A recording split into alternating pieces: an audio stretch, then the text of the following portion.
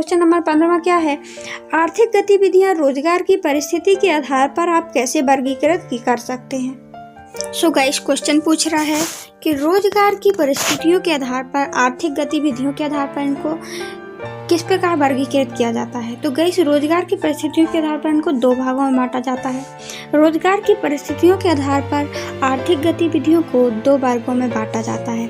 पहला वर्ग है जैसे गाइस संगठित क्षेत्रक और दूसरा क्या है, असंगठित क्षेत्रक। अब संगठित क्षेत्रक और असंगठित क्षेत्रक के बारे में अपन डिटेल से बता देते हैं। तो दो चीज़ आप याद रख सकते हैं, रोजगार को कितने भागों में बांटा जाता है आर्थिक गतिविधियों के आधार पर, तो दो भागों में। एक होता है रोजगार संगठित और एक असंगठित।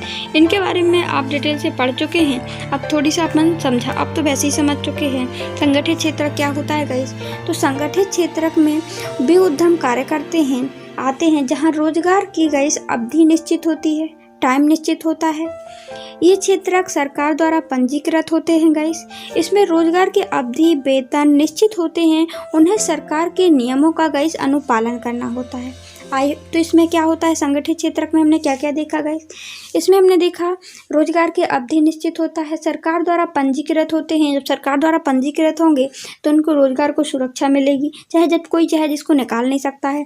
वेतन गाइस इनको भी अच्छा दिया जाता है और निश्चित समय होता है और निश्चित सभी सरकारी नियमों का पालन करते हैं। ये था संगठित क्षेत्रक। जैसे कि गाइस आप अनुमान लगा लीजिए कि कोई नौकरी पेशा व्यक्ति है तो वो संगठित क्षेत्रक में आएगा, क्योंकि उनका हमने देखते हैं रोजगार की अवधि निश्चित होती है, निश्चित समय होता है, पंजीकृत होते हैं और नियमों का पालन करते हैं। जब कोई प्रॉब्लम होती है गाइस तो वो छुट्टी भी मिल जाती है, उनका वेतन नहीं कटता, लेकिन असंगठित क्षेत्रक में कट जाता है।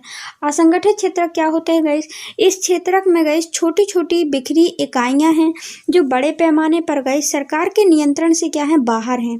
यह नियमित होती हैं, वे कम वेतन पर वाले रोजगार होते हैं उनके लिए, और प्राय नियमित नहीं होते हैं। रोजगार की असुरक्षित होती है, श्रमिकों को बिना किसी कारण के काम से हटाया भी जा सकता है। तो असंगठित क्षेत्र का क्या होता है, जैसे गाइस आप समझ लीजिए कि आपके सामने कोई मजदूर काम कर रहा है किसी की दुकान में, तो गाइस वहाँ पे कोई समय की वो नहीं है गाइस, छोटी छोटी बिखरी इकाइयाँ हैं गाइस, इसमें सरकारी कोई नियंत्रण नहीं है, ये हमने देखा, उनमें कोई नियंत्रण नहीं है। इसके बाद देखिए उनको कम वेतन दिया जाता है, अधिक काम लिया जाता है।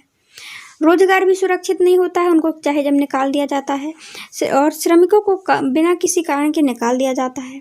कोई पंजीकरण नहीं होता है, सरकारी नियंत्रण नहीं होता है। आई होप आपको क्लियर होगा। ये आप 3-4 पॉइंट लिख देंगे तो आपको इस पूरा नंबर मिल जाएगा। इसके बाद देखिए असंगठित, इस प्रकार आप डिवाइस करके क्वेश्चन आंसर को पढ़ते हैं गाइस तो आपको लर्न करने में कोई प्रॉब्लम नहीं होगी।